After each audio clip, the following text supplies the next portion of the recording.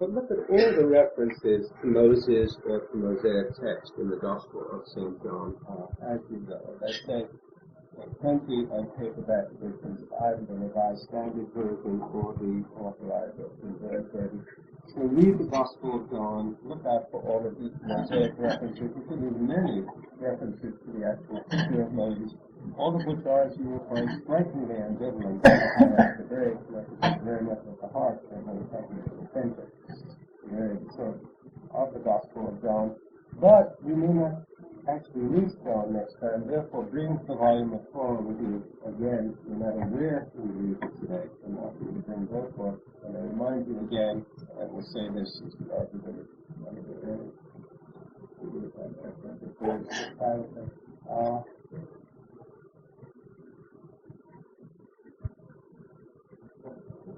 There is no class next week today.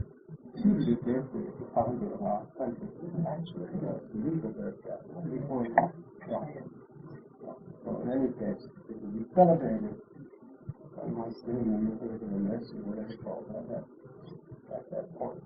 Now, what I want to do today, again, too much, it would be complicated, but I want to start with something which in itself is, of course, at the highest level, the word story in the Hebrew is not the Bible, but it has, of course, multiple significant or shocking moments, of course, in the Hebrew Scripture.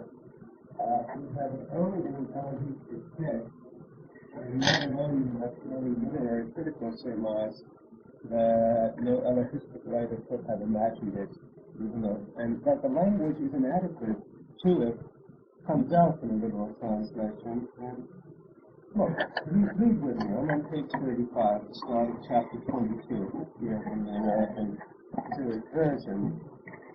This is not the shocking abruptness, this sort of hammer blow power of the Yahweh style, and I think it comes through in this relatively literal English translation. It's overwhelming in the Hebrew, but it is an instance of the style of the narrator being contrary and shockingly incommensurate with the gravity and indeed horror or even outrage of the story. First of all, the gay writer would never say that Yahweh put somebody to the test. That is simply not his mode of language. It's a pretty good rendering of the Hebrew. The trial would be an equally good rendering. He said to him, Abraham, and he answered, remember, here I am. And that may be an actual reminiscence of the same text. By the way, there are only two places that I know of in Scripture where it seems to me clear that the redacted working 100 years later, who broadly speaking we call the Elohistisch, including not a single writer. A variety of styles that shows up, nor are they stylists. They're not powerful writers at all, any more than most of the key writing, except for that extraordinary ceremonial set piece, called the third chapter, are powerful writers also. But the Elohistic redactors, for the most part, simply give alternative versions. And I guess I should have said this from the beginning, and maybe probably a couple of you, I took it for granted that you know this. In a sense, the narrator that we are dealing with, not in the book of Deuteronomy, which we don't come to anyway, but in, say, Genesis and Exodus, and if we were going on into Numbers, Leviticus is a special problem because they're almost entirely the whole thing is the priestly authors.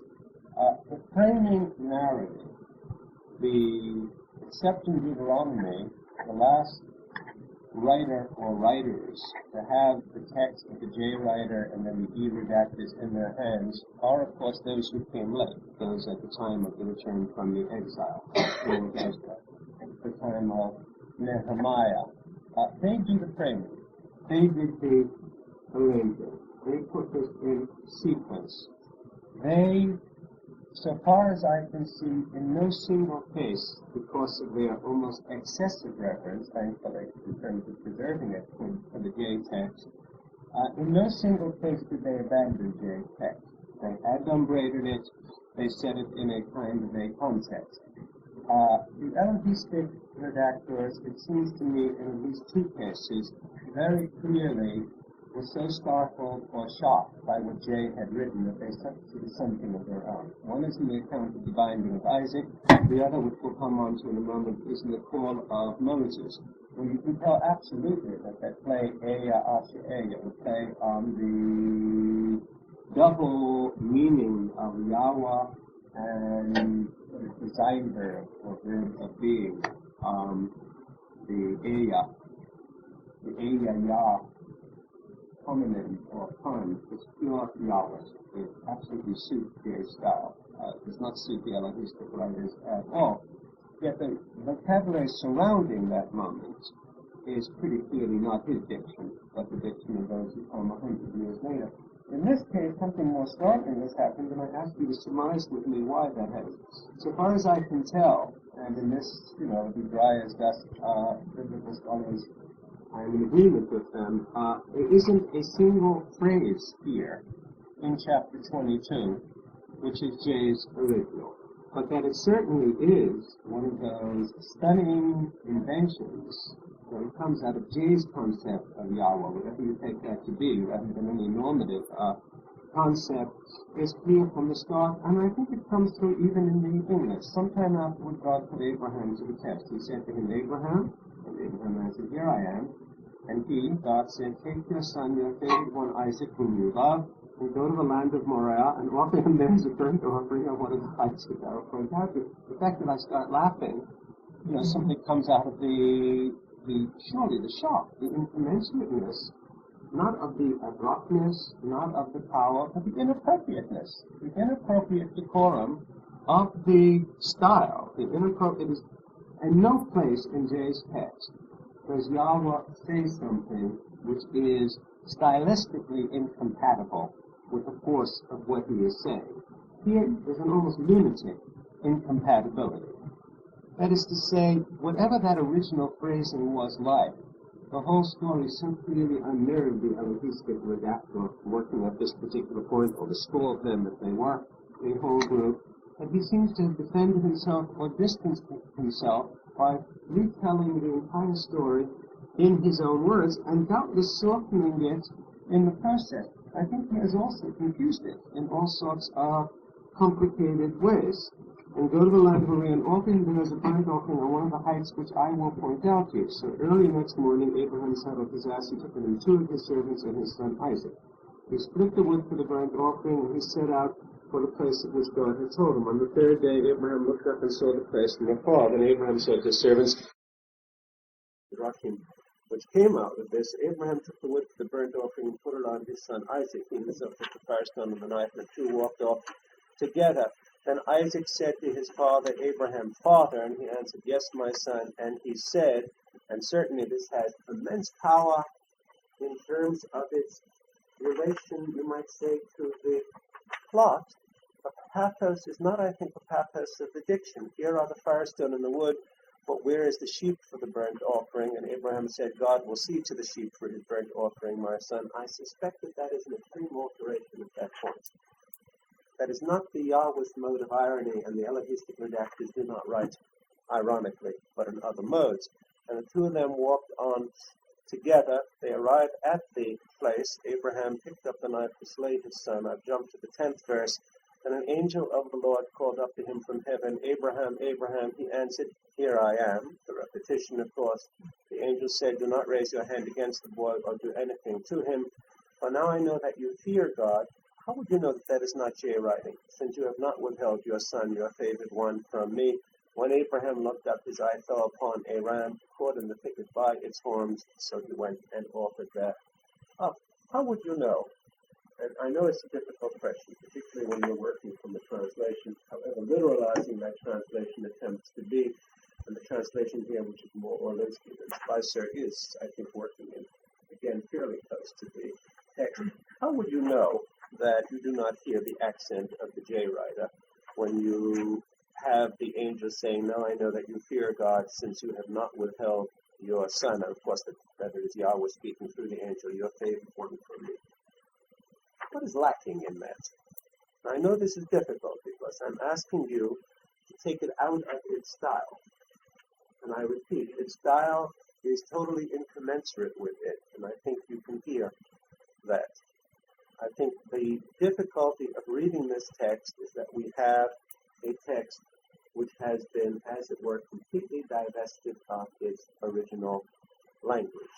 You are dealing with a story retold rather than a story translated, which is a very special kind of a problem. One way of seeing that, by the way, is to compare it with the extraordinary retellings that seem to me much more in Jay's spirit, though I don't think he set out to do it, in Kierkegaard's Fear and Trembling. As Kierkegaard again and again retells the story, altering it just a jot each time, relying upon repetitive force, a curious abruptness, but emphasizing the horror of the incommensurateness of what apparently is being asked, and what presumably would be the relationship of Yahweh to some concept which makes child sacrifice utterly out of the question, something much closer to the force of what must have been the original, the force and form of the original. The force of this now is not in the language at all. The force lies somewhere else, and if that seems a paradox, which many of you on literary critical grounds or on deconstructive grounds or whatever, or post-structuralist grounds or whatever is currently fashioned would want to reject, consider this problem. I cannot read Russian, alas. I wish I could. It's a little too late to learn now. I'm fascinated by Tolstoy. I read him in German, French, and English, trying to fit together some notion of him. On the whole, he impresses me more in the German translations, and good, Russian literary critics or scholars of Russian literature whom I talk to about it say, yes, those on the whole do tend to be the best translations. It does not strike me that my favorite story by Tolstoy, the short novel called Haji Murad, which is about a Tartar chieftain and the extraordinary way he lives and dies, it does not seem to me that when I sort of retell the story to a friend, it differs greatly from the force and form, or the effect it has both upon me and the person I tell it to, than when I read it in these translations. And I think there nevertheless has been a great loss, since I am told, and I believe this by these people whose knowledge of Russian and literary values I trust, that Tolstoy suffers, say, much more than Dostoevsky does from translation. Let's say a good German or English or French version of Dostoevsky, insofar as we have them, is sometimes stylistically all but superior to certain moments in Dostoevsky. He was a great but sloppy and tempestuous sort of a writer, but the Tolstoy is a very different kind of a story. I think that's the phenomenon one has here. One has, as it were, Tolstoy's Haji Murad, told by someone whose control of language is simply not the new Tolstoyan range, but almost ridiculously so in this case. That is, to some extent, the Elohistic writer not only does not know what to do with this story, but is embarrassed by the story. So he tells it, as it were, as weakly as possible and tries to get it over with as weakly as possible. In the context of what we were talking about last time, or what we will be talking about in a moment in relation to the Jacob stories, and I hope before we wind up today, at least the call of Moses, if not the Sinai theophany, that is to say, texts by Jay and peculiar ways of writing, or just of being a writer that Jay has. What might you suspect this was a little more like if we had Jay's original? I repeat to you, this is not just my idiosyncratic way of getting at it, because there is a general agreement among the most dry as dust biblical scholars that there is a lost Jay original if the Elohistic redactor is given one here. That is to say, the story in itself is so much in the shocking ethos of Jay, a writer who could give one the Mamre or the Sodom episodes, a writer who gives one that strange account of the creation and of the so-called fall, a writer who, as we will see, will give one in just a moment, not a moment, towards the end of, I guess, the class today, that shocking account of the attempt to kill Moses on the part of Yahweh, who gives one that night-long agon, which we certainly will get to, of Jacob with the angel, who gives one the original Sinai Epiphany, which is, by the way, mostly, I should have said this in advance, but I will chart this 2 weeks from today, especially with regard to the 19th and 24th chapters of Exodus. There's nothing of the J writer in the 20th, 21st, 22nd, 23rd. That's all Elohistic and priestly. In the 19th and 24th chapters, the crucial verses are entirely the J writers, and it's fascinating, and we may not get to the today, but we certainly will 2 weeks from today before going on to the Gospel of John. It's very fascinating, and I would have had to chart this anyway, to see just what the Elohistic writer is adding and the effect that has to softening the shock of the Sinai Epiphany, and the even more extensive editions of the P writer, and what that does to this weird occasion, because it is a weird occasion. The J writer, and you have to struggle to get it back there, even from the parts of his text which are clearly there, and which may be complete, because they do flow on as an inner narrative in chapters 19 and 24, seems to show you an occasion where Moses and the 70 elders, with all the people looking on from below, come right up to the feet of Yahweh, sit down and strike the bargain with him, and then in the theophany, while he is blasting away at them, because he can't help it, with thunder, lightning, and curdling calls of the trumpet, and so forth, they are sitting there and eating a ceremonial meal in his presence, staring smack at him. And evidently all 7 of the elders, as well as Moses, sees him.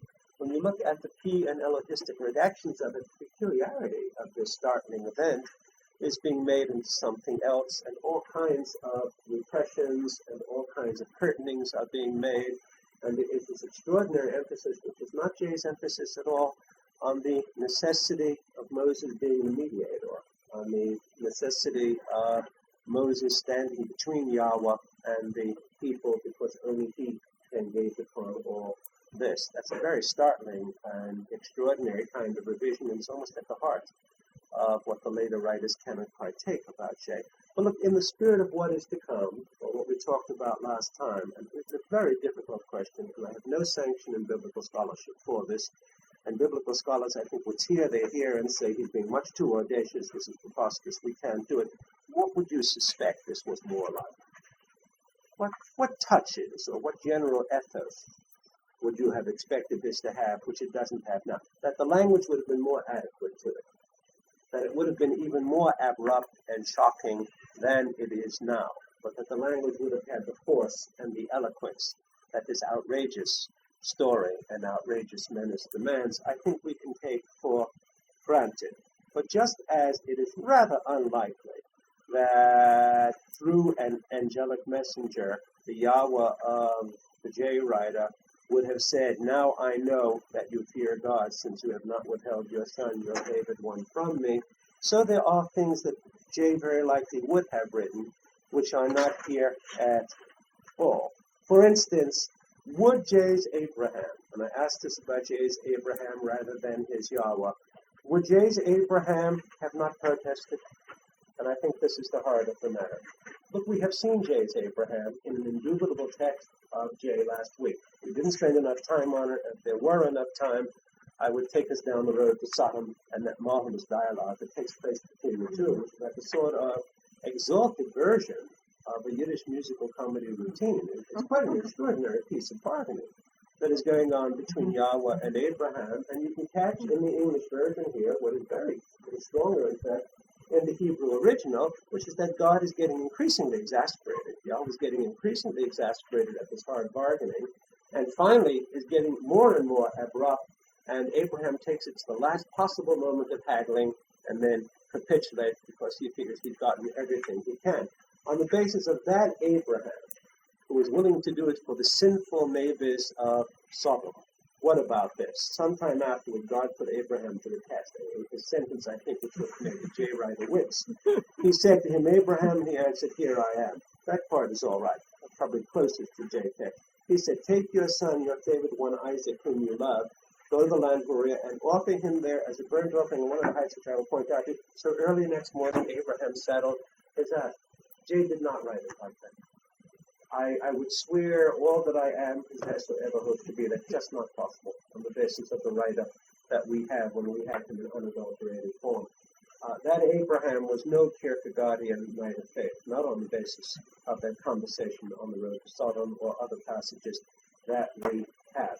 Some kind of an argument took place. Some kind of coercion was there. Some kind of overwhelming force came in against him, though it was, of course, rhetorical force, and the force of authority. And that has been cut out, I think, by the Elohistic writer. Yes, sir. But we cannot be sure that the Elohistic writer cut it out, because there is reason to believe that the text might have been somewhat different on the basis of certain midrashes and traditions that we have, might have been a little different at the time we returned from the exile, and that the priestly redaction lent a hand here. Yes, what were you going to say? I was going to say, isn't this somewhat similar to in the 12th chapter where he also told Abraham to go forth from your native land, your father's house, and Abraham went and so forth? Yes, yes. What difference? With what difference? Every command that he makes to Abraham, respecting Abraham, and not involving the lives and deaths of others. Blessing. Yes, it has to do with the movement towards the blessing. The shock of this, of course, is that this would wipe out or nullify the blessing, which is the whole purpose of the agonistic struggle of this family or of this succession of patriarchs. The J writer is, after all, as many writers from Auerbach on have noticed, a great psychologist, almost in the mode of novelistic psychology. Thomas Mann, for instance, in his remarkable Tales of Jacob volume, I think the best part of the Joseph tetralogy, follows the J writer very closely on psychological suggestions. He's somebody who gives you the personality of Jacob, or the extraordinary Greek story of Tamar, which we will certainly look at today, in which far more even than in Mann's admiration, Tamar comes through as a fully conceived and very aggressive and very shrewd and very determined figure, has too strong a sense of human personality to utterly let that personality be cancelled out, even by the direct intercession of Yahweh. I'm not suggesting that it is the irrational, indeed murderous design, apparently, of Yahweh, which is unlike the J writer. Far from it. That goes on all the time in the J writer. It is the lack of protest on the part of Abraham, which does not make sense. Somewhere in the J text, something very considerable was cut out there, and I suspect it must be the Elohistic writers, because something that important and that crucial, after all, the P writers, the Academy of Ezra and the Deuteronomists after them, could have gotten rid of the attempt to murder Moses, which they did not know what to make. Why the Elohistic writer left it standing, we do not know. But what is perfectly clear is that the P writers could not suppress it. The force of it was too strong for them. They had enough of a writ so that they could not touch it. I suspect that had more of J survived here, but it didn't. For once it is elided, it is cut out. Now, I don't want to go further with the complexity of that story, because there is a great deal to be done with it, especially since we haven't got J, but I want to instantly go where we do have J, in the beginning of the Jacob story, his long career as an agonist for the blessing, and that would put us at the very account of the birth, and this would be on page 43. And the account of the birth is pure J. Here, by the way, in chapter 25, the J passages are 21 to 26a and 27 to 34, and dealing with that, is most peculiar. Just the Isaac was 60 years old when they was born, in that section from 21 to 34, comes from the priest, the author, who also actually contributes verses 19 to 20 in the sequence here on page 43. So one starts off with the J writer. Isaac pleaded with the Lord on behalf of his wife because she was barren. The Lord responded to his plea, and his wife Rebekah conceived. That persistent theme of barrenness goes right through the J writer. I have seen no attempt to speculate on it, except in certain late theologians and mostly of Christian schools. Why do you think J did it? It is persistent motive. It's with Sarah, it is with Rebekah, it is with Rachel. To do it twice might have been an accident. To do it 3 times is clearly to enforce a point, to be working on some kind of a dialectical point. What could one surmise? Why should birth in the path of the blessing be so difficult? And notice, of course, where this will achieve, as it frequently does in this extraordinary J. Writer, such parodistic intensity that we don't know whether to laugh or be shocked. The blessing is after all going to pass from Jacob, not to Reuben, not to the twins, and not to where he would like it to go, to Joseph, of which more later. The blessing is going to pass to Judah, very strange and equivocal kind of a personality. What kind of difficulties happen there in the question of birth? He does a strange parodistic thing by switching from the female difficulty to the male difficulty in a rather shocking story, which is the story of Tamar. That is to say, what happens that the J. Writer doesn't. After 3 accounts of a barrenness overcome by God in order to get the blessing moving along the line, in the 4th generation, or rather the 5th generation, the story of the sons of Judah, what happens? Judah is a widower, so he can have no more children. He has 3 sons. They're all evidently rather weak and sickly and effeminate fellows. The Hebrew makes it even a little clearer that they don't seem to much like women and are a worry and a bother, therefore, to the whole household. Tamar, who is a very fierce lady indeed, who has a real will towards the blessing, who is really the inheritor in the next generation from Jacob, because whom she almost seems to occupy the place of a kind of adopted granddaughter. Tamar first marries one of them, and evidently he is just not up to her, and he dies, and the implication is that he dies practically in the connubial act. Then the second comes along. We will come to this in time, but I just want to bring the point to bear right now. And there you get across the whole question of the onanistic story. I may have this in reverse, but that doesn't matter. The point is that neither of them will do. Both sick, and Yahweh takes the life of both. Judah, who's had enough, will not give her the 3rd child. He keeps putting it off and putting it off. She practices that powerful act of deception, not out of any desire for Judah, but out of the insistence that she is going to insert herself into the line of the blessing, so that the blessing will come to her children, and by posing as a prostitute at the gate and handling the whole question shrewdly, she puts Judah overwhelmingly in the wrong. It is, in fact, in contemporary terms, a more than feministic act. It's a challenge written by the Yahwist himself to the entire patriarchal line and then built directly into the text by the Yahwist. It's only by that act of deception, it's only by skipping a generation, that the blessing is able to carry itself forward. That is to say, Judah has to beget the next child rather than one of his sons begetting it.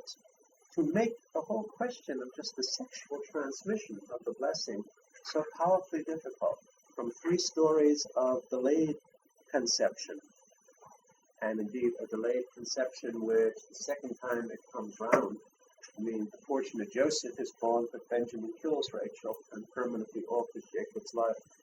For sadness more even than the crippling ever did. What would we say he is getting at? It's so difficult and peculiar an author is he that we hardly know how to ask the question.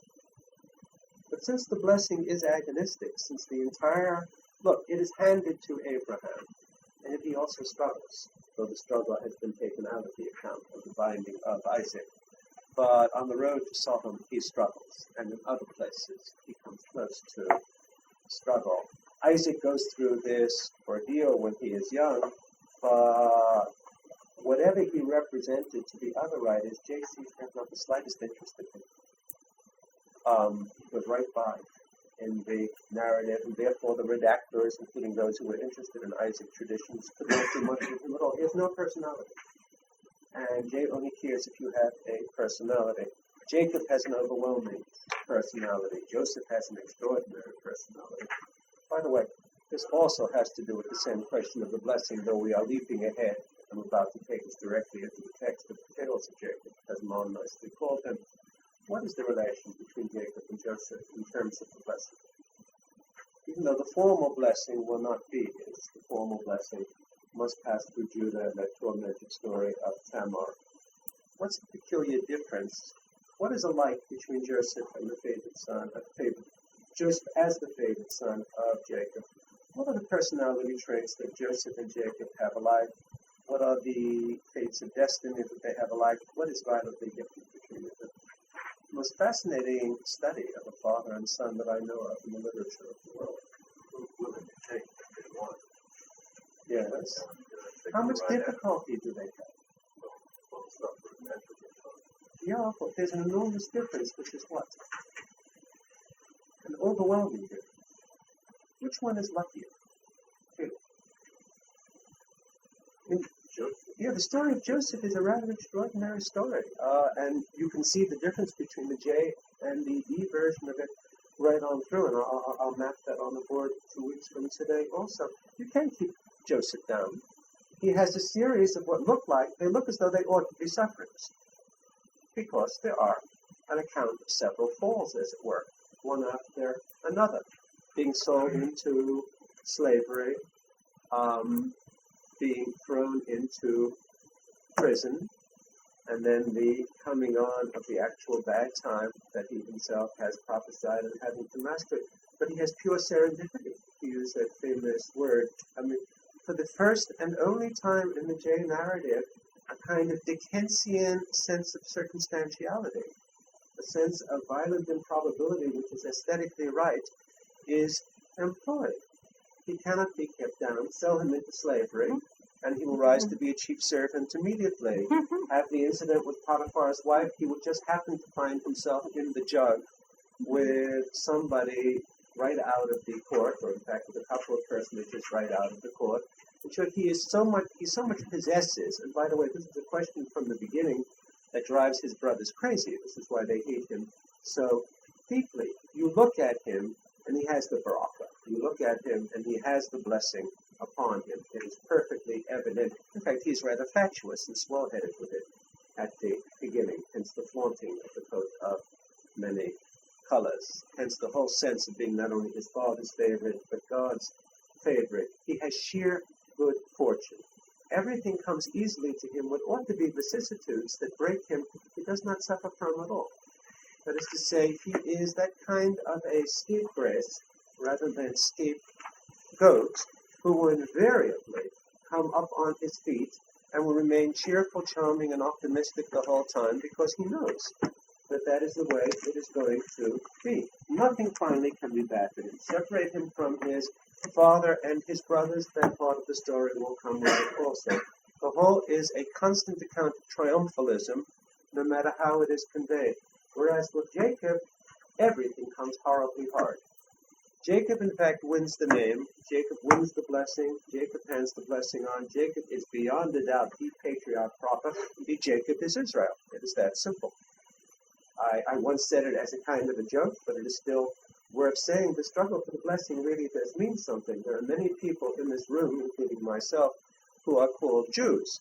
And that is because the inheritance goes through Judah. Had it gone to the firstborn, we would be called by the name of that unfortunate sandwich. We would be Reubens or Rubes. That sounds like a joke, or as though I'm entertaining you, but that's exactly what this point of not scattering the name is about. The country is called Israel.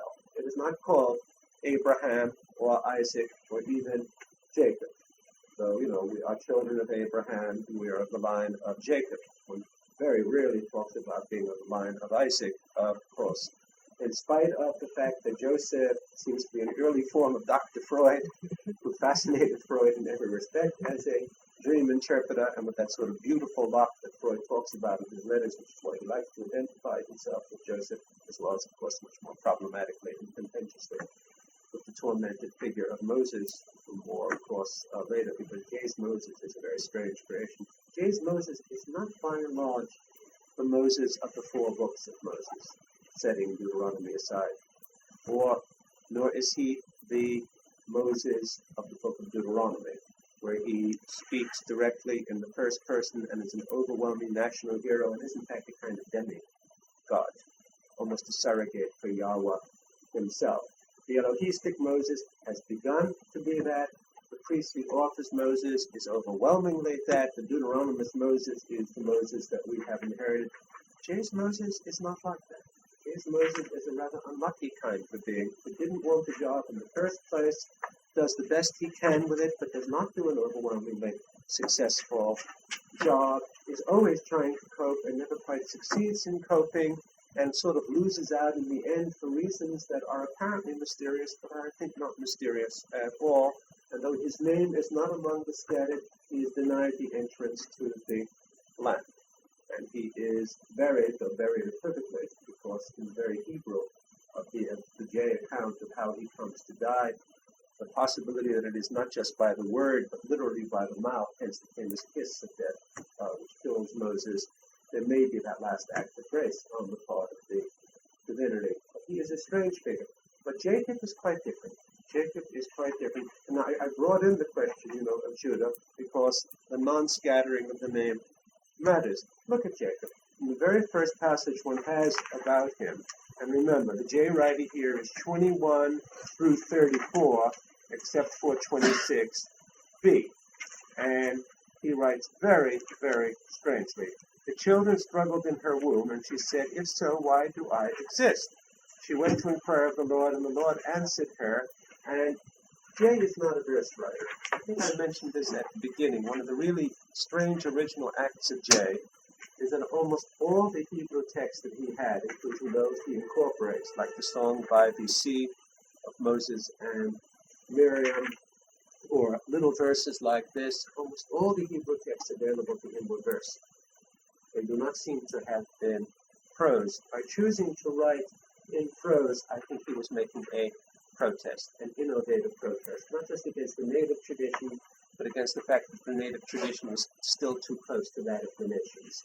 The major writings of the Middle Eastern nations, as available to the J writer, and he must have been able to read a good many languages on the basis of his linguistic usage, which is so varied, were all written in verse, and I think his way of saying, look, we must enforce the difference was indeed to choose prose from the start.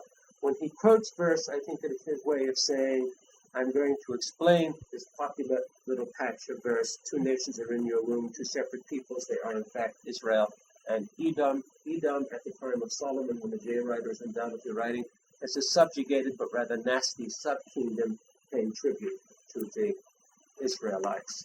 One people shall be mightier than the other, and the older shall serve the younger. Then comes the account of the birth. The first one emerged red like a hairy mantle all over, so they named him Esau. Then his brother emerged, holding on to the heel of Esau, so they named him Yaakov, which plays upon Yaakov, which is the word for heel, and both in ancient Hebrew and in contemporary terms, to call somebody a heel is pretty much the insult that it is today. It's amazing. You do not want to be called a heel. And one thing that is clearly involved in the story of Jacob is that when he has his name not scattered, but really acquires a name for himself, the name of Israel, or the striving with Yahweh, which leads to a victory, which is one possible translation, not one that I would insist on. It seems to be an untranslatable name, and perhaps was intended as such. I think it was a pure back formation on the part of the J writer, like every great writer, a linguistic innovator, and probably as difficult for his contemporaries as, say, maybe not the Joyce of Finnegan's Wake, but the Joyce of Ulysses was for his contemporaries in 1922. And a startling phenomenon he must have been when these scrolls were first read aloud, which presumably was the mode of transmission. What about the irony of the story? It's the kind we're getting used to. Then his brother emerged, holding on to the heel of Esau, so they named him Jacob. So they named him heel. Now, undoubtedly, they didn't name him for that, and that is a grinning piece of ironical byplay on the part of the J writer. But what about the story, which, so far as I can tell, did not exist in tradition? There are no earlier versions of this. That's an extraordinary notion. That the two of them were fighting it out already in the womb, and Jacob lost, but what do you see about that loss? How horribly tenacious he is to have been subdued. Obviously, this burly babe who is going to turn into this red huntsman was too much for the intellectual and tradesmen that we're going to encounter in the Jacob stories, at least down to that extraordinary transmogrification and that extraordinary struggle with the angel, if it is perhaps the angel of death. But notice, though he loses, he won't give up. And that surely is what characterizes him. That's not Joseph, that's Jacob. To lose to your adversary, but still hold on to the heel, so he pulls you out in spite of himself, and out you pop. Now, he's not interested in the rest of the story, because remember, he goes right on to verse 34. Why do you think he tells this queer little story? Which, after all, does not bind one.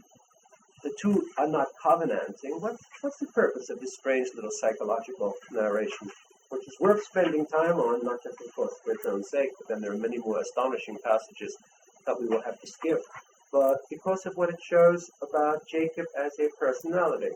Jacob is cooking a stew one day. Esau comes in from the open famished. Esau said to Jacob, and obviously it's hyperbole on Esau's part. The Hebrew makes that clear, but the English is clear enough. Give me some of that red stuff to gulp down, for I'm famished.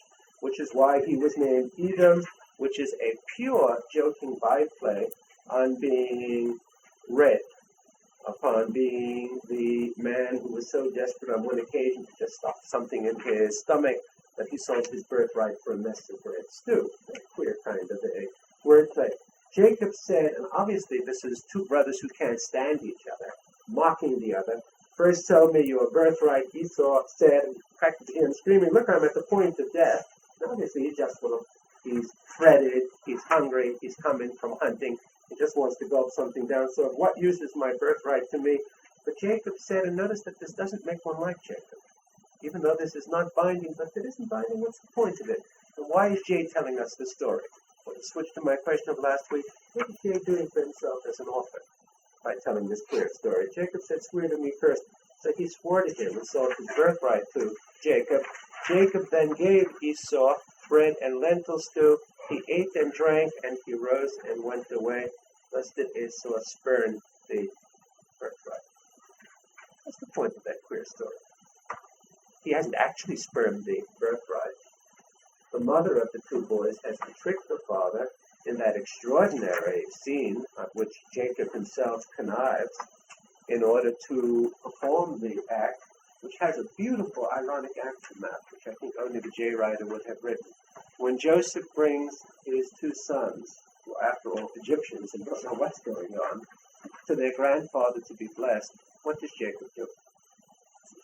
He switches the hands over, even though it has no purpose except that he's been doing this all his life. So he's damned if he's not going to do it here at the end. Joseph, who is a bit alarmed, tries to reverse it, and the father puts it right back again. But that surely tells you something about what the meaning of this original story is also.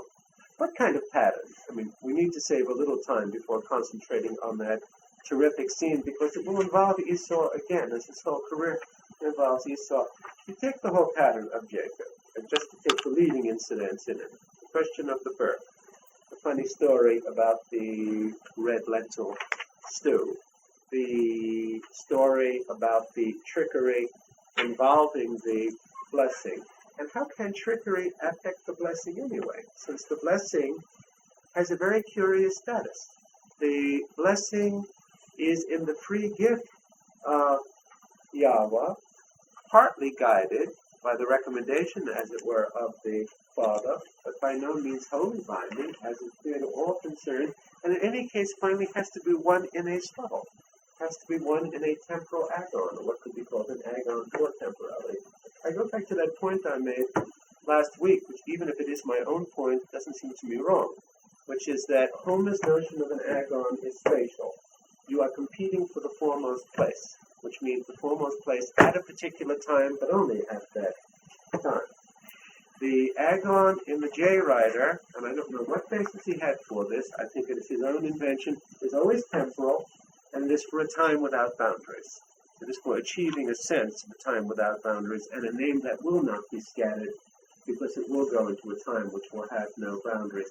Well, put together what we've talked about so far, put together the whole extraordinary story involving the long agon between two tremendous tricksters, two real Middle Eastern sheep, goat, horse, and whatnot traders, Laban and Jacob, in which in the end Jacob is just too shrewd for him and gets the better of him, but with some very sharp trading. Put together the whole pattern of the life down to the time that Jacob decides that he must, if he is really to claim the blessing, because something intervenes, and that something that intervenes I want us to slow down with and read word by word and work through closely. That it's clear that long struggle with the angel. But what is that as a pattern? What does it show you about Jacob? What kind of an agonist is he? Down to the moment when he and the angel meet head on. Yes. In line with that, that's the question that appeared earlier in the second creation account. On the second chapter, we have God speaking of the serpent and saying that because you have done this, you will strike at their head, and I will strike at their heel. And then later, here we have Jacob in a similar manner striking at his heel and in the cross of the hands on the head. And it's sort of the devil that Jay enjoys about Jacob that makes him such a personal character. Well, devil, I mean, your insight seems to me absolutely right, and it's very brilliant, the connection of the heel, because that kind of motif goes right through the Jay, right? You can see him doing that again and again. I think you pick that up exactly. Devil's too strong. There's no what? Scam. Because trickster. Because after all, there's a trickster aspect in Yahweh also, and there's a trickster aspect in Jay Rider of a very complicated kind. A man who enjoys playing. I mean, to be the most inveterate punster in the Hebrew language from the start of the language until now is the Jay Rider, and he's like Shakespeare in that regard. You cannot convey in translation the endless wordplay of the Jay Rider, which is, by the way, the surest way of ever telling. But aside from the whole question of power and authority in the Hebrew original and how much stronger a writer the Jay Rider is, simply how much better a writer. He's like comparing, say, Shakespeare and Middleton, or Shakespeare and John Ford. And the difference is immediate and obvious if you have an inner ear. But aside from that, the Elohistic writer, priestly writers, the Deuteronomists, the various obscure sources that we still can't identify, called X or G for Grundlage by German scholars and so on, they don't have that endless, hovering wordplay. They're not obsessed with language in that particular kind of a way. They don't play at etymologies. The Jay Rider is a master of false etymology, and he knows that these etymologies are false, but he does them anyway. He delights in false etymologies. He is addicted to puns, and he loves homonyms even more than puns. All right, so that certainly is a part of what you're saying. But still, what can you say about Jay besides, I don't mean Jay, I mean Jacob at this point, besides being a scam? What else? What's the serious aspect of the struggle? For instance, what does, I will use this as an instance. You can take anything out of that long story involving Laban. You can take other moments in the career, but just since we took the time to have me read that aloud, in that interchange between Esau and Jacob, why do we as human beings, and the Jay Rider must have known this, why do we overwhelmingly sympathize with Esau? Which of the two is after all being more human on that occasion? Esau. Esau is reacting to the moment, the way we react to the moment. Esau is spontaneous. We all overstate. We all say, I was saying today, poor Stanley Diamond, because his food poisoning stood me up for an hour and a half, and I couldn't have any lunch. I was saying to his handsome secretary, I was saying, I'm starving. I'm going to polish a neck. I'm going to die, etc. Esau like overstatement. Had I been Jacob, I would never say such a thing. Jacob says what is to advantage in his quest. Jacob does not waste any moment whatsoever. The Jay Rider does not show you a Jacob who allows himself a human moment of delay, of dalliance, of not calculating to a particular point, and the point is always the same. And it began in the womb, literally, being an agonist in the womb, having to fight desperately for priority in the womb, and he is fighting for priority every minute of his life. And if his brother comes in famished, he will almost obsessively, even though nothing can really proceed out of that occasion, and that obviously, there's nothing determinative about it, obviously. The Jay Rider puts it in as a total revelation of character. A spontaneous human being, interested in the natural life, a natural man, everything associated with being a natural man, a very I don't know the word for him. Cunning is not the right word. Crafty might or might not be the word in the sense of arum, the special craftiness previously attributed to the serpent. But that does mean that is related to a kind of nakedness of consciousness and to a knowingness that takes its place. It's a single-mindedness. It's the single-minded realization that you've got to strive if you are going to achieve the blessing, if your name is not going to be scattered the way all the other names were scattered. There is not, down to the moment in which he actually has to struggle all night long with the angel, a single verse, a single line, a sentence or half a sentence, which shows Jacob in a heroic light, or which even shows him in a sympathetic light, except that you do sympathize with him. And I think there is a literary and a human point to that. You cannot help sympathizing with him.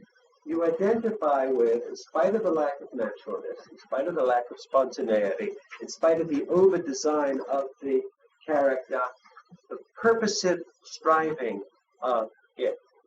The fact that always he will not take his mind off it does not let you forget that what he is striving for is, and after all, the J writer is writing in some sense for you, because whether you are Jewish or not, whether you are Christian or not, you are now part of this patrimony. You are therefore in some complex way, in however secular way, you're still involved in the story, or as I would say, caught up in the facticity of it. It is impossible not to identify with what Jacob is trying. And then I think there is an extraordinary reversal on the part of the J writer. And it does seem to me one of the great things in him, and one of the great moments to struggle within interpretation. Chapter 33, pages 59 and 60. And, I have raced ahead so that we can now slow down with tremendous slowness. I want to take it starting with verse 23 at the bottom of page 59, read it aloud slowly and deliberately, and then discuss it bit by bit. The context you see immediately. He has sent messengers ahead to his brother. He has every reason to believe that the next morning, when he and all his will have fully crossed the river, and he comes at the hands of Esau, it's at least 50-50 what Esau is going to do. In fact, Esau, as a natural man, in chapter 33, is mostly J. Look at that for a moment, because this shows you the other Jacob coming back again, yet more strongly. Whatever Esau intended to do, and in Thomas Mann's recension of it, I'm on page 60 now, Esau is murderously angry, but then as a natural man is overcome with love at the sight of the long-lost brother. There's a marvelous scene between the two based on this, in which Esau is slobbering and kissing Jacob, who's pretending to love it, but who is shuddering under it. And Esau is saying, oh, now we will always live together in the same place. And Jacob is saying to himself in Mon, but I think it's implied, oh God, not on my life, you monster. The second I can get away from you, I will. But that is already here in this text, because after all this, you have verses 12 and following on page 61, which is pure J writer, because he has verses 4 through 33 of chapter 32. Esau says, I'm on the top of page 61, let us start on our journey, and I will proceed at your pace. But he, Jacob, said to him, my Lord knows that the children are frail, and that the flocks and herds which are nursing are dear to me. If they are driven hard a single day, all the flocks will die. Let my Lord go on ahead of his servant, while I travel slowly at the pace of the cattle before me, and at the pace of the children, until I come to my Lord in Seir, which he has no intention of doing. And Esau said, let me assign to you some of the men who are with me, which means, just to make sure, old brother, that you come along. But he said, oh no, my Lord is too kind to me. So Esau started back that day on his way to Seir, but not Jacob. And Jay doesn't even bother to say that he won't go near the other one. The permanent split between Edom and Israel exists from this time on. So the wiliness or the craft is back again. But now the actual moment. Look at page 59 and 60. The writing, I think, is never more powerful than elsewhere in Jay. It's almost a paradigm of the way that Jay writes. First of all, the elliptical quality. What is left out? That same night, he, Jacob, arose, and taking his 2 wives, his 2 maidservants, who were also, of course, his wives, and his 11 children. Benjamin has not been born as yet, because when Benjamin is born, Rachel will die. He crossed the ford of the Yabok. By the way, look at that. Yabok Yaakov. It is the last time he will be named that, and he is still punning, though that is the actual name, and already was the actual name of that little tributary of the Jordan. After taking them across the stream, he sent across all his possessions. Jacob was left alone. What has the J writer left out, which he expects you to put in as his reader or interpreter? What does he do? He does something very strange, Jacob. He sends across everything. He goes back. But you're not told that. You're not told that. He deliberately sends everybody along, and indeed, because that's the most important part, the wives and the women and the children, he takes them across, goes back to the other shore, stays on the other shore. The Hebrew makes it clear enough, though it is elliptical. He sent across all his possessions, which includes, of course, all the bondsmen, all the retainers. They're all on the other side. Why does he do that? You are not told. You are not told. Now, he faces the next day. He feels, quite possibly, getting decapitated by his brother. He and his little group are not going to be able to stand up against him. You might say he has a prolepsis, if you want to say that, but that is your interpretation. I do not know exactly how to proceed. But I want to, as I say, slow down and take the Hebrew very slowly here. And the English catches the abruptness of it, because this is mostly spice, and he wanted to catch the abruptness of it. Jacob was left alone. Not abandoned, which would have been a different Hebrew, but it's that choice which says, look, leave me alone, leave me isolated in this place. He chose to be left alone. The Hebrew makes that very clear. There he stands. He's waiting for something or someone. Now, the first time I wrote an interpretation of this, I did not know that there were early midrashim which identifies this figure as the angel of death. If you look at Ginsburg's Legends of the Jews, it's actually the most obvious place to look. You will find it there, and I should have found it there. But I think you can surmise it anyway. And yet the writing is extraordinary. And a man wrestled with him until the break of dawn. Now, Hebrew is in itself an elliptical language to this day. And the way the J writer writes it, it is extraordinary elliptical. To give a full translation of the Hebrew there, though that is literal, a man, a nameless one from among the Elohim, as will turn out, but called simply there by a man, wrestled with Jacob until the dawn started to break. Not the full dawn, but just the first light of it. But how did they come to wrestle? Well, you are not told. But the Hebrew will certainly bear the meaning of a man was crossing and tries to cross the ford of the Yabok to get to the other side, presumably to be there for the next day and its events, but that's just surmise or interpretation on my part. There's no question then who the aggressor is, though it is not said directly. The aggressor is Jacob. Jacob blocks the path. Jacob, whom you would not think of as an agonist in a literal sense. And this is something quite extraordinary. The J writer is choosing at this point to literalize the basic trope, as I would put it, about Jacob. He is going to make him an agonist head-on with one of the Elohim, and evidently one of the strongest among the Elohim, but he shouldn't have a chance at all. He is not a man of war like Esau. He's not even as much a man of war as his grandfather Abraham. He's certainly not a man of war like his twin sons Simeon and Levi, who are two versions, alas, of General Sharon, and who Shechem did his rather like a few bits of the noble Arik, and so on and so forth. He's not like that at all. He has led his life not as huntsman, not as warrior, but as shepherd and as sage. But he exposes himself in this particular place, evidently, as the Hebrew implies, to block someone else who's going to go across.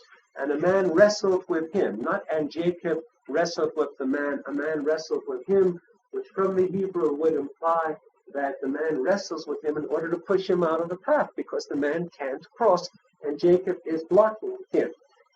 And the man, or this nameless one, who in fact is more than a man, cannot win and realizes that he can. In fact, neither of them is winning. It's a standoff, as the Hebrew makes plain, but the English catches it. When he, the man, the nameless one, saw that he had not prevailed against him, Jacob, he turns to an act of desperation. Now, until then, evidently, though all in wrestling, it was not wrestling to the death. But at that point, this nameless one becomes frightened, loses control, violates decorum because he simply has to move on. He does not wish to be blocked any further, and we will see why in a moment. He wrenched Jacob's hip at its socket. Now, the Hebrew makes it very clear. You deal a devastating blow, and you permanently dislocate the hip. Jacob's going to limp for the rest of his life and career. We think of him as wrestling Jacob because of the Protestant trope, but he is, as the text makes very clear, limping Israel and not wrestling Jacob. The J writer will never call him Jacob again. The Elohist will. Others will. But to the J writer, he is always Israel from this time on. That is not clear here because, remember, the J writer doesn't have the last word. He is the first stage of the text, and the others get in after him. When he saw that he had not prevailed against him, he rent Jacob's hip at its socket, so that the socket of his hip was strained as he wrestled with him. He has crippled Jacob, and still he can't win. It's still a standoff, and then it comes through in this English beautifully, I think, on Spicer's part, but it's even more wrenching, as it were, in the Hebrew. There is a real outcry from this being. Then he said, "Let me go!" I mean, real hysteria is breaking into it, for dawn is breaking. Why can't he be there when dawn breaks? Rashi's rather desperate explanation, and it culminates a long tradition of normative interpretation that has been repeated in different guises ever since, as well. Being an angel, he is on Yahweh's business, and he has been deterred from going about Yahweh's business, so he simply must be off. Now, there is no angel among the ancient Hebrews who is specially in charge of giving new names. It is not done. If there are new names given, they are given by the gift of Yahweh. But if this is the angel of death, as those midrashim say, it's because one man dies and another is born in his place. Here, why does he fear daylight? Well, as I think I said last week, what kind of being cannot bear daylight? Which is why the midrashim said this about him. Something vampiric, something which should not see the light of day. That is to say, it is not Yahweh whom this nameless one among the Elohim fears. It is the light of day. He must travel on and stay in darkness because he is darkness, but he cannot bend this agonist. Let me go, for dawn is breaking. But he, Jacob, answered, and it's an extraordinary answer, I will not let you go unless you bless me, unless you bestow the blessing upon me. Said the other, who seems to know instantly what is involved, what is your name? I don't think that's ceremonial. He does not know whom he has been against. He replied, Jacob, said he, your name shall no longer be Jacob. And at this point, Spicer has real trouble, which the notes partly can work out. The striven is the saritha, which does take yourself from the first part of the name Israel, but it's very difficult to make the translation which they put here under the guise of the two footnotes D. Your name shall no longer be Jacob, but Israel, for you have striven with beings divine and human and have prevailed. You have striven with Elohim and men. Now, evidently, now knowing that this Jacob, he's saying, look, until now, you have struggled with men, and you have prevailed with your brother Esau, with Laban, and with others. And it's a kind of brutal admission on the part of the angel. Now you have struggled also with one among the Elohim, and you have gotten your way. I could not push you aside. Why does Jacob then ask? And this is part of the mystery and power of the J writer. Why does J ask, pray tell me your name? And he, the nameless one, said, you must not ask my name. And he took leave of him there. Beautiful touch. Why? And we can only surmise. I do not think that Jacob believes that he has been up against Yahweh. That is not the point. He knows indeed that this is one of the Elohim, and that he has scored an extraordinary victory, and that he has the new name, and really that he need not fear death the next day. He need no longer have a prolepsis of death. Why should he wish to know the name of the angel, particularly if the name of the angel is death, as he clearly suspects? The Hebrew makes clear that you must not ask my name means no, that would be sacrilege. You are not permitted to know that, and he goes right off, and he dashes off, as you would expect, and he took leave of him there. Is a a slightly weak translation that he got right out of there. He took his leave of Jacob. He made dust. He got right off. He crossed the river, and he was gone. He scattered off the scene. He had had enough, and he could not afford to stay there longer.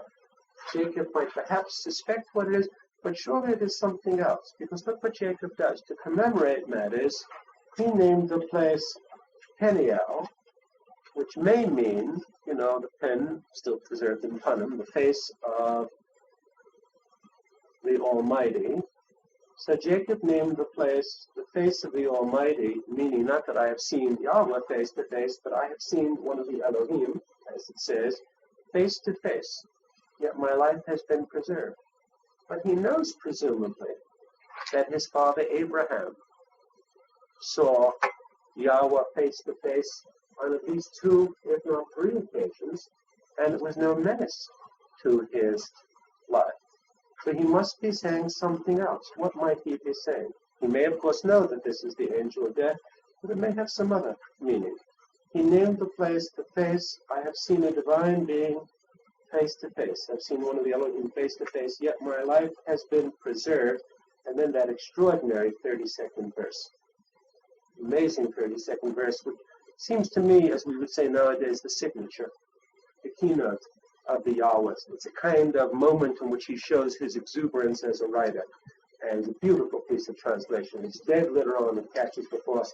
The sun rose upon him, the former Jacob, upon Israel, as he passed Penuel, where the struggle took place, limping on his hip. What's the force of that signature? What's the literary force of it? Set in its context. It's quite extraordinary. Yes. It's incredible sense of shift of time sense. I mean, somehow just something outside the experience and moving past it. Yes, extraordinary perspectivizing of it, most certainly, and it's a temporalizing of the perspective. So it certainly is that. But look at something else too. What is he being magnified by? A unique moment in the Yahwehs. The sunrise, which is after all, even if ultimately it represents part of the work of Yahweh, is not in the J writer, as it always is in the Elohist, and particularly in the P writer and the Deuteronomist, an extraordinary manifestation, a sign of Yahweh, but it's just the natural sun. The natural sun, feared by one of the Elohim, who could not stay to let its light come upon him, obviously for fear of what it would do to him. The natural sun is a kind of aureole or nimbus here for Jacob. This is a human celebration rather than a divine celebration. The sun rose upon him. Look at the perspectivizing. It's not just temporal, but you see this limping figure caught in a tremendous sunrise, and the limping on his hip, and it comes through in the English, and it's very powerful. In the Hebrew, it has tremendous lyrical force, as if to say, look, he may be humanly crippled, but he is Israel, and the sunrise celebrates him and celebrates his enormous transmogrification or transformation. Extraordinary kind of a story, and one that the entire normative convention has done weird things with, right down to the extraordinary Wesleyan account of it, which prevails until this day. The notion that this is, after all, the largest possible, as I would say, misprision, the weakest possible misreading of this extraordinary text, is to see it as a loving embrace between God and his chosen one, in which the wrestling, instead of being a crippling and almost murderous event, and an event indeed made to hold off death and change not just your name but your nature and your destiny, and really between antagonistic forces, becomes a sort of loving embrace, becomes a sort of kind of ceremonial dance in the famous poem of Wrestling Jacob, which becomes a Wesleyan hymn, and the tradition of Wrestling Jacob down to this day. It couldn't be further away from the J text, but there still is a puzzle about the J text, which I haven't begun to go into. How could Jacob win? After all, J is not interested, J does not write miracles, even though obviously he is uncanny and the weirdest things happen in him, and Yahweh and even the Elohim do things which are beyond human agency. But And Moses, of course, under the direct order of Yahweh as his messenger, is able to execute matters which are beyond human agency. But this is unique, and this is very strange. Maybe Jacob. Where did the personality of Jacob, and I use the term personality advisedly, where did the fictive character Jacob have it in him to so fight it out? The clue is surely, as you say, in the perspectivizing of the temporality, isn't it? What kind of strength is called for in that encounter? Yeah, but watch the mode of the strength. Watch the mode of the strength. It's not in the end, even though it manifests itself as physical. It's as subtle as two things. He begins by apparently literalizing his endless trope of Jacob as agonist. But then, as any very great writer would, he re-tropes it and makes it figurative again. And you can see just the point in the text, I think, where it happens. When the other one cries out, "Let me go! For it is daybreak," you suddenly understand what the trope is.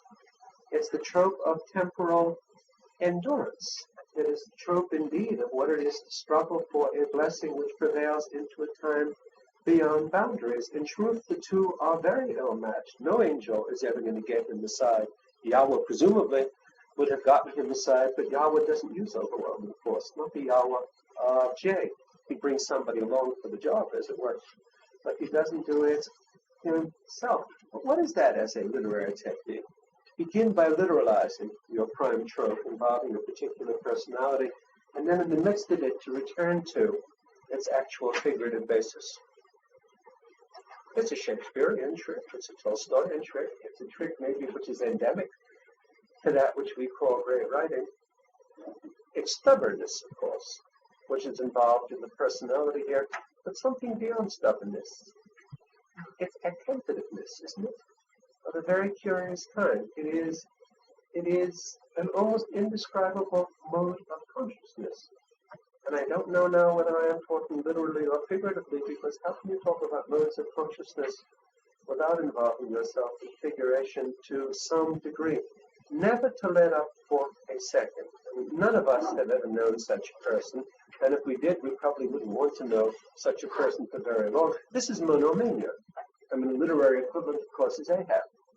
Yet even Ahab has his moments with Pip, or his moments when he remembers his wife and his child, or what it was like before he was so horribly crippled, or in his case really defenestrated, as it were. Ahab has, as Starbuck says, his humanities, but Jacob does not let up. Jacob is totally and absolutely relentless, and in a very complicated way, what we call poetic justice in a writer like Shakespeare will work itself out in the J writer in the subsequent account of the story of Joseph, which is one long continuous torment for his father, though not at all for Joseph, in spite of the fact that the vicissitudes occurred to Joseph. Look, Jacob is hardly what you would call, in human terms, and this is very strange to talk about, Jacob is absolutely triumphant among all of the Hebrews, among all the characters in the Hebrew scriptures, in the Hebrew Bible. Jacob, more even than Moses, because Moses does not enter into the inheritance. But Jacob is the supreme winner. He is the agonist who triumphs in every way. But his life is nothing but struggle and sorrow. Because even after this has taken place, leaving him a triumphant cripple, everything's going to go wrong. Benjamin will be born and kill Rachel, the woman who he genuinely loves. The person who looks most like Rachel and is most like Rachel is Joseph. He becomes the main burden of the father's love. He is pulled away from him when he's really a young boy and does not reappear until he is a man in late middle age, in a couple of extraordinary scenes that I want to look at for in a moment. There are some moments of glory and triumph. In fact, there are a series of moments of glory and triumph, culminating in this one, and then culminating in the restoration of Joseph, which notice also is the restoration of the blessing in the full sense, because it means that the full complement of tribes is going to be there. All of the sons are there. none of your inheritance is cut off. The promise has been fulfilled for you. But in experiential terms, Jacob's life is nothing but suffering. From beginning in the womb to the last moment that you see him, in spite of the extraordinary joys of restoration, including the restoration. After all, in the end, everything isn't given back to him except Rachel, whom he cannot get back again. But in experiential terms, it is a lifetime of agony. Yet it's sheer triumph, sheer persistence, and then, as I say, I don't know what to call it except attentiveness. It's a mode. I mean, the figuration here clearly is that there is something which the Elohim do not have, which Moses certainly never begins to have. It is a paying of such absolute attention to the single notion of getting a name in the right way rather than the wrong way, of getting the blessing, retaining the blessing, not adulterating or ruining the blessing as two of the sons do, or three sons counting Reuben, but transmitting it properly, even though the blessing is always hard when it is renewed. Notice that the three baronesses in a row miraculously redressed the extraordinary story of Tamar, and the way in which, unless she puts her force into the family, the tribe of Judah cannot possibly go on with any strength at all. He's shown one as a hesitant personage, lustful, in the end, so loving of justice that he would turn the justice against himself and say the woman is more in the right than I am. And though he does not take her again to wife, he doesn't take anybody else to wife. And the children by her, the child by her, the children actually, are directly the line of the blessing and the patrimony, and the attributes, and I won't go over them now because there's so much more to go on to, but the attributes of will, of force, of striving for the blessing, of single-mindedness, and endless resourcefulness. She is a more than female version of Jacob. She is in some ways, in some almost ineluctable ways, stronger even than Jacob, though her career is shorter. But she is very much of his mode, very much of his line. She is more like Jacob than Joseph is. She is more like Jacob than any of his children can possibly be. What about the story of Jacob and Joseph in relation to each other? To carry this on a little further. I mean, I talked about poetic justice, which sounds to us like the oldest of cliches, but need not be a cliche. Aside from the deep punishment for the father, which is involved, what is that funny balance between the two? Look, for instance, at, and I think it's always best to take the J writer, in his text, properly speaking. Look at the moment, extraordinary dramatic moment, where the two see each other again, finally. This will take you from about pages 84 to 86. Chapter 45, where, by the way, verses 1, 4 to 5a, and 16 to 28 are indubitably the work of the J writer, the rest of his revisionists. Joseph, on hearing the story, can't control himself anymore, but breaks down and weeps in that first verse, which is the Yahweh. And the Yahweh picks it up again. Then Joseph said to his brothers, verse 4 to 5a, "Come forward to me." And when they came forward, he said, "I am your brother Joseph, he whom you sold into Egypt. Now do not be distressed or reproach yourselves because you sold me hither." And that next part is a P addition. That is not in the J writer, and the J writer would not give you that kind of thing. Starting with verse 16, you're in the J writer again. The news reached Pharaoh's palace, and it goes on from there. Look at the extraordinary moment, verse 26. The sons who have gone back to Jacob speak to him. And it's this extraordinary way of getting it into a few words, which it seems to me the J writer is stronger than any writer I can read in any language I can read. And they told him, "Joseph is still alive. Yes, he is ruler over the whole land of Egypt." His heart went numb, for he did not believe them. But when they recounted all that Joseph had said and so on, and when he saw with his own eyes the evidence of the wagons, the spirit of their father Israel, as I'm sure it was in the original text, revived. Enough said Israel. And when he makes a declaration like that, and look what he says, "My son Joseph is still alive. I must go and see him before I die." 5b, and 28:34 in chapter 46 are indubitably the J writer.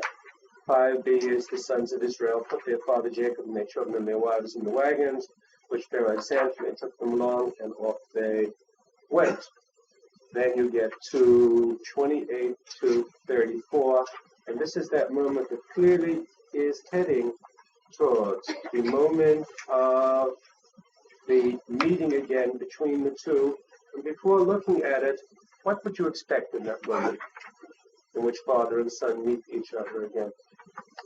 One of them is the viceroy of Egypt, a man in late middle age. The other is Israel, who has triumphed even over the angel and received the name. There is a problem in decorum or protocol, which I think it had been originally written, and it's not in the E versions, right, and it certainly was not in the P version, but what happens here? So when they came to the region of Goshen, Joseph ordered his chariot and went to Goshen to meet his father Israel.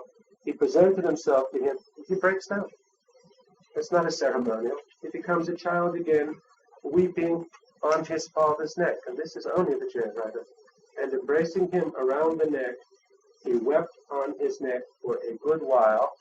And Israel, maintaining the extraordinary decorum of someone who has triumphed over the angel, says, speaking as a father, now I can die, having seen for myself that you are still alive. But in both those passages, my son Joseph is still alive, I must go and see him before I die, and now I can die, having seen for myself that you are still alive. The only two basic statements that the Yahwist is interested in having Jacob make, what dovetails, what links up in those two statements, which shows you what thematically would appear to be of the greatest interest to the J writer at this moment of what could be called the revelation of Jacob's or Israel's personality. Why does Jacob Israel make that link between seeing his son again and then being ready to die, and therefore presumably having held out and refused to die until that time? Surely it links up with a great deal that we've been saying, or the J writer has been showing us, and we have been saying for him. What does it link up with? Makes it possible for the progression of people. Yeah, it makes that possible, but what about his revelation of the personality of Jacob or Israel? I'm not disputing what you're saying, yes? It's the insistence that one must win. Yeah, you must endure to the end in temporal terms until, in spite of all spite, in spite of all possibility, you must maintain the agon, even though evidently life has become pure agon for him in this endless grief, because after all, it is as though his wife, his one true wife, after all, think of the whole story of the Laban episode.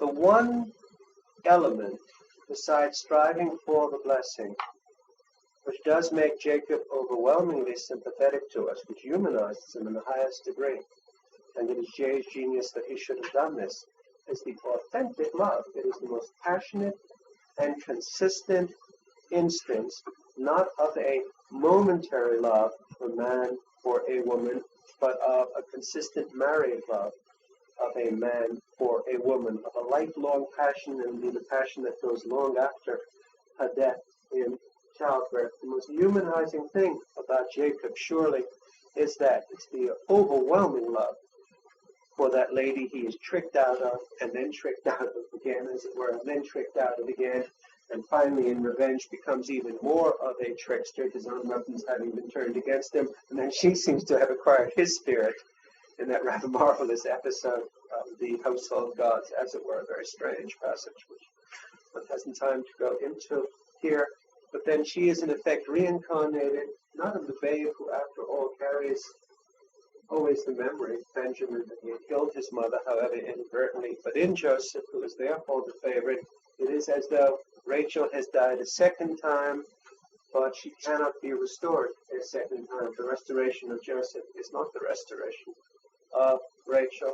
So he says, in effect, at that point, he is ready to die. But it rounds out his personality, or what we might call his moral character, or simply our fictive sense of him, as a figure presented in every kind of dimensionality. It gives him the most extraordinary kind of a depth. There is nothing like it in Homer. Powerful writer as Homer is. One does not deal with the character of Achilles or the personality of Achilles, as the J writer is dealing here with the personality and the character. Look at the strange contradictions, which in the end prove not to be contradictions in Jacob's nature. After all, Rachel is not the blessing, nor is she the pathway to the blessing. That is his will as a lover, which insists upon finding the pathway to the blessing through her, and yet he cannot accomplish it fully, because it is not Joseph, the child of Rachel, but Judah, the child of a woman whom presumably Jacob is willing to lust after, but not to love deeply. It's a very complex kind of a story. One hardly knows, even the main running heads to create for working on it. Raises, of course, this problem. What's the largest obstacle to the normative? Of the heroes, and he is the hero in particular, he is the figure in whom, the Besetzung, the investment as an author of the J writer is greatest. So I've always found it, appropriate. I mean, it's from the German Scottish transliteration of Yahweh and Yahweh, Jhve, that one speaks of the J writer. And it is true he is associated with the tribe of Judah and with the setting in Jerusalem, because presumably it went with the southern kingdom after the breaking up of the realm of Solomon. But it's better, I think, to think of him as the Jacob writer, because that clearly is where he makes his identity. I would suspect, and at this point I'm being wholly uncritical and unprofessional and unscholarly, the deepest kind of human suspicion that he has, the J writer, that we know a lot about him as a person, not just by his characteristic style or ellipses or ways of conducting himself, but by his having invested so thoroughly, so heavily in this extraordinary figure of Jacob, Israel. He must have given a good many of his own characteristics to him. How normative a figure is he or isn't he? And it's a crucial question to ask. I mean, I'm skipping most of the Joseph story, but I want us to devote, the time we still have left today, and we still have a vital block of time that I want to make use of. I want to get at least into the call of Moses, and then at least make an approach to the Sinai theophany, which is J again. That is, no, actually, even before that, we may not reach Sinai. I want to look at the scene where the J writer, for extraordinary reasons, which we can at least begin to surmise, has Yahweh trying to do away with Moses, almost actually still the most shocking passage, beyond the doubt, in the J writer or anywhere in the Hebrew scriptures. How normative a figure, by which I mean in terms of rabbinical Judaism, in terms of historical Christianity, in terms of your sense of the normative. Remembering, of course, and this is the largest shock, and we will be coming back to this in a moment, the Yahweh of the J writer is not normative. He is not the Yahweh. He is not the Yahweh of the Elohim. He's certainly not the Yahweh of the priestly writers, and therefore of the prophets, and therefore of the whole tradition that takes you then in a continuous line. There's an undoubted line from the return from Babylon and the Academy of Ezra. You can count it generation after generation, and in one of the great passages, which we now finally have in Hebrew again, the book called, in the so-called Apocrypha, Ecclesiasticus, ben Sirach, Yahashua ben Sirach, which has the famous "Let us now praise famous men" passage in it, existed only in the Septuagint, in the Greek translated version, until in the early years of the century the original Hebrew text was recovered, not completely, but almost all of it, in the Cairo Geniza, in the old synagogue there. We now have the rather extraordinary text. It establishes the pattern, which will then go right down to Abbot, the great treatise of the 2nd century, which, the so-called epics or sayings of the fathers of the great 2nd century rabbis, which opens with a marvelous passage, which takes you right through the litany, takes you right from the line of Moses, they say, they then skip over all the jumps, right down to the men of the great assembly, that is the assembly called by Ezra and Nehemiah on the return, and then traces it through the Tanakh, traces it through the scribes, traces it through the great Pharisees, and on directly to the rabbis of the 2nd century, who are, of course, the circle first around Hillel and then Father Kiva and Damir. Was the religious writer? I think not. I think it is something else. So it sounds lunatic to say that. I know, but I think it's a very poor characterization of him and of what he is striving for. Especially since, as I say, whatever the Yahweh of Akiva is, he is the Yahweh whom we inherit. That's not the Yahweh we are about to look at again in a moment. But what about the question of Jacob? Let's take a minute or two on that, and then charge right into the Exodus, where the J writer properly begins with the call of Moses, which is on pages 101, 103 here. And the second, how long would you think it is that Jacob is just because? Jacob does not among the figure in the sense that he certainly does not seem to be a man of principle and morality. He is tricked by Laban, but he tricks him back. He is interested in success. Well, his business ethics, my dear, are merely those of the National Association of Manufacturers. There's no doubt about that at all, and he should be permanently dear to the heart of Ronald Reagan. There's no question about that. And there's also no question that if you look at, the code as put together by the Rabbi Yehuda the Prince, and then its normative commentaries, our forefather Israel would not come off too well. There are plenty of respects in which he does not treat properly according to the proper way of doing things. In terms of Mishnah and Gemara, he would not look so good in certain places, though they would never find themselves saying so. So he is not normative in that regard.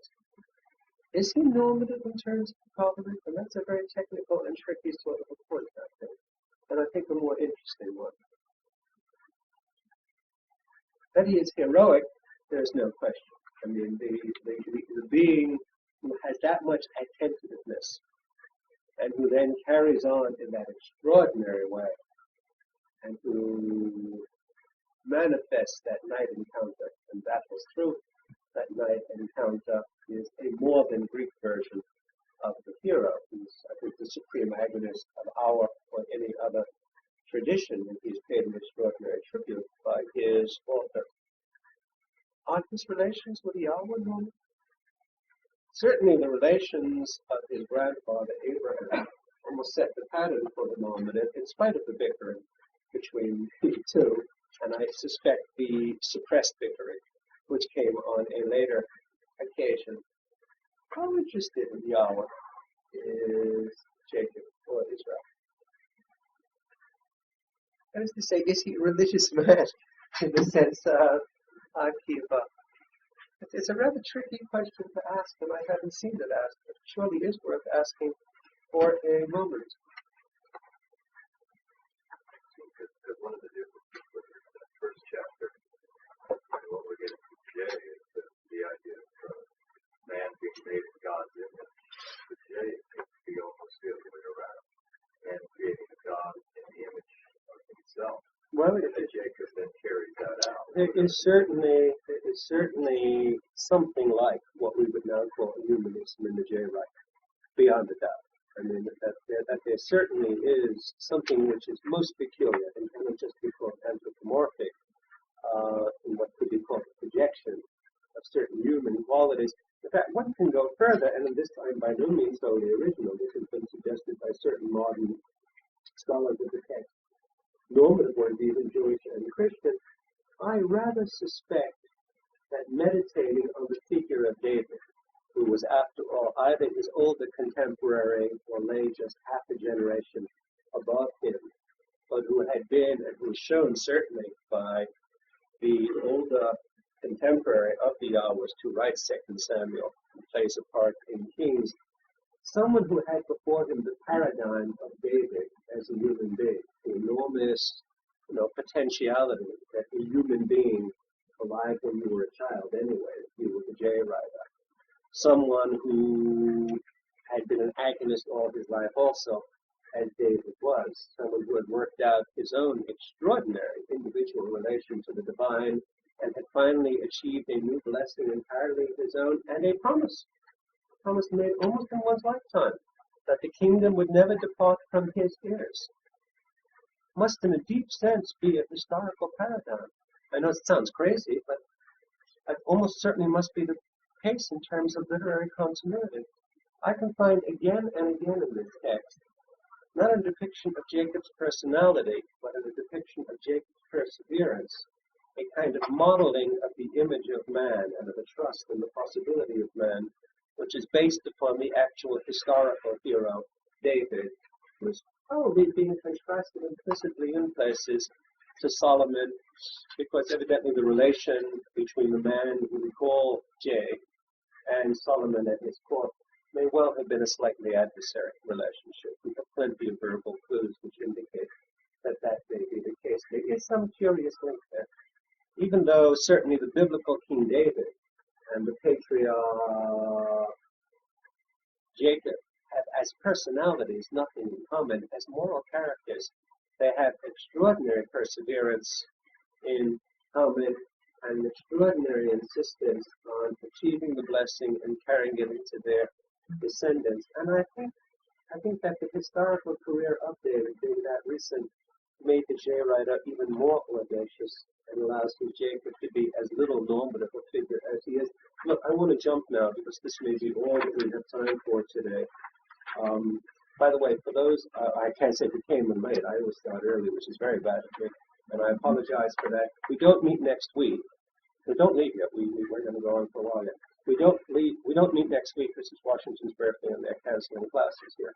So I will stay in New Haven and stay in bed for a while. But the week after we do meet, and I'm asking you, since we will still be on the Exodus and the J writer, to bring the Torah with you again, but we will pass over in the course of that to the Gospel of John, the fourth Gospel. So in either the Revised Standard Version or the Authorized or King James Version, we find many paperback editions of them, bring the New Testament and have read the Gospel of John, and bring this again also. But look, turn now to the call of Moses, 101 to 104, chapter 3 and chapter 4, where the parts of J, and I will chart these as I say on the board next time. The J part in chapter 3 is verses 1 to 4a, 5, 7 to 8, 16 to 22, and in chapter 4, the first 16 verses, 19, 20a, I should have given this to you in advance, and 21 to 31. But look at what is happening here, and the rest is mostly Elohistic redaction, just and a few interspersions on the part of the P writer. Moses is tending a flock. The messenger appears to him out of the blazing fire. He gazed. There was a bush on aflame. The bush was not consumed. Moses said, I must turn aside to look at this marvelous sight. Why doesn't the bush burn up? Well, this is the J writer in his usual style. When the Lord saw that he had turned aside to look, calling his attention, God called him out of the bush, Moses, Moses.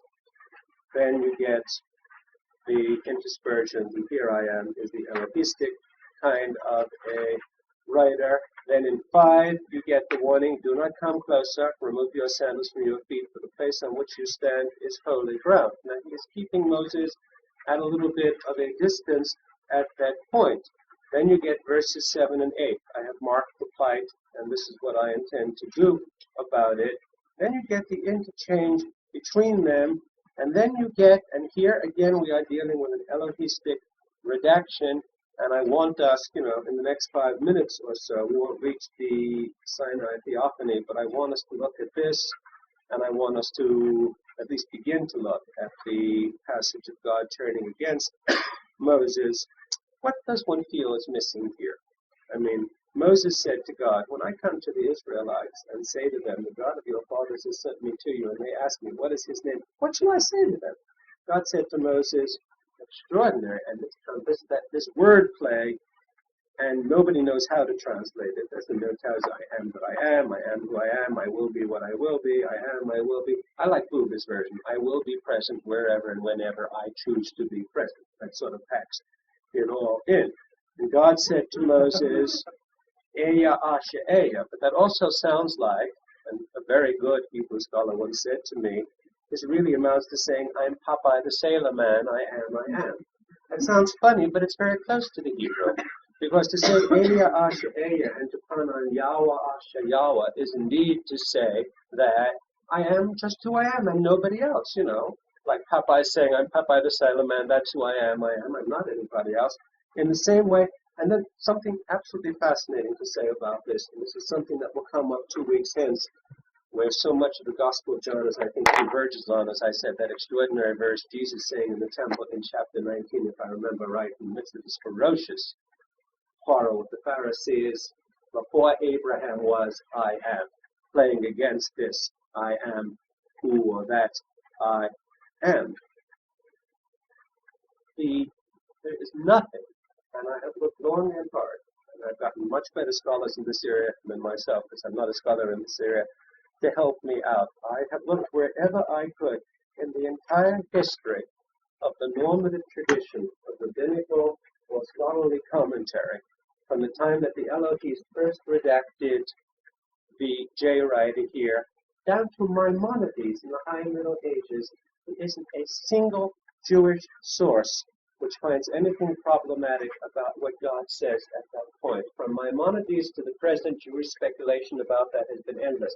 But from the very beginning, both Gnostic and Christian speculation about that was endless, and it culminates, as some of you probably know, in Augustine, for whom the problem of being was so overwhelming, and for whom this was the crucial verse in the Hebrew Scriptures.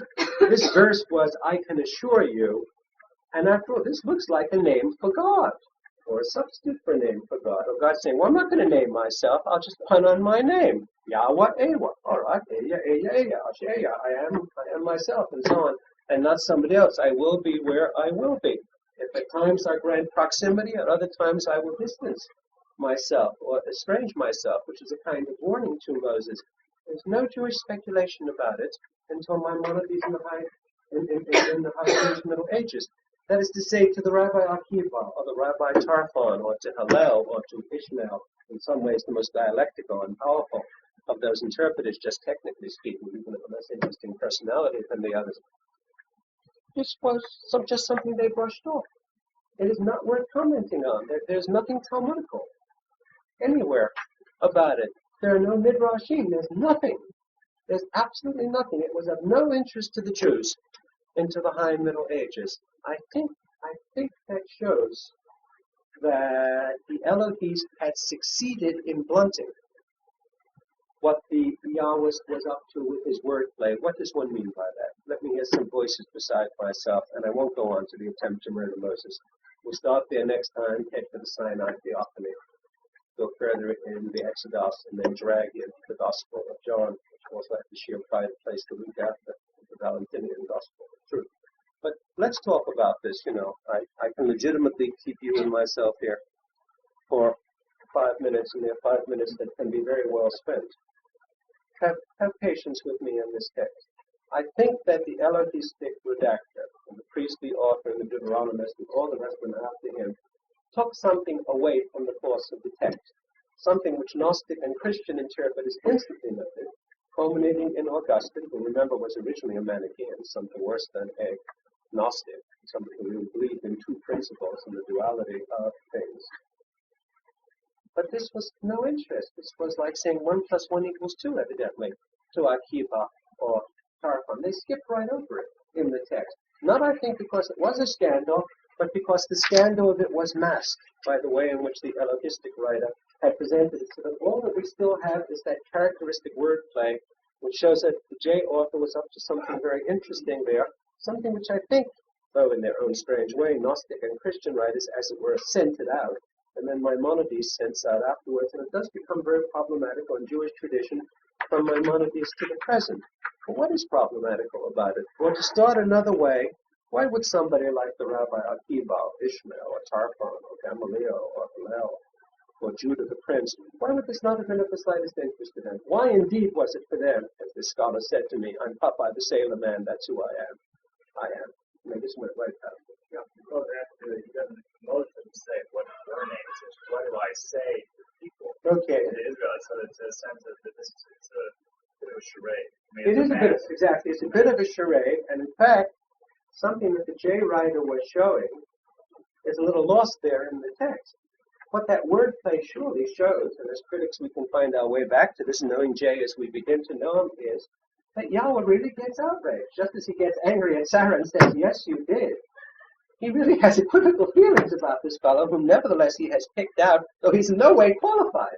I mean, poor Moses is a terribly sympathetic character, as portrayed by J. I must say, he doesn't want the job. He's not the prophet Isaiah who comes charging in and saying, send me. He's not like, God knows, the prophet Amos, let alone that ferocious monster Elijah who comes charging at you out of the text. He doesn't want it. He's a stammerer, not a stutterer, but a stammerer. A very important point. I mean, think of what a stammerer is like. A stammerer hasn't got so much a speech impediment, and he's got a sort of terrible view of himself in all kinds of a way. I mean, Moses does not want the job. He doesn't want any part of this. It's perfectly and beautifully human of him, as the J. writer conveyed it. With, I think, sympathy for him, but also a funny kind of exasperation, which obviously builds up tremendous exasperation in Yahweh from the beginning. I mean, Yahweh must have kept asking, what did I send this fellow? What was James' purpose in Well, most interesting question. I mean, he likes, of course, stories for their own sake, but I think he always has a further reason also. Well, look at the wordplay. If the wordplay is saying, look, you ninny, if they ask you who I am, it's enough to say it's me, all right. You heard the voice of me, myself, of Papa. It's me, This is Yahweh. I make jokes about my name. I'm sure I keep my circumstances. Of course, what else would he expect? Our father Moses, blessed be his name, but still at that point, he really should not have, spoken so foolish a kind of a point. I must dash as I'm being picked up. I have kept us over time. I have a sad drive awaiting in front of me tonight. We meet then 2 weeks from today, and we start right here.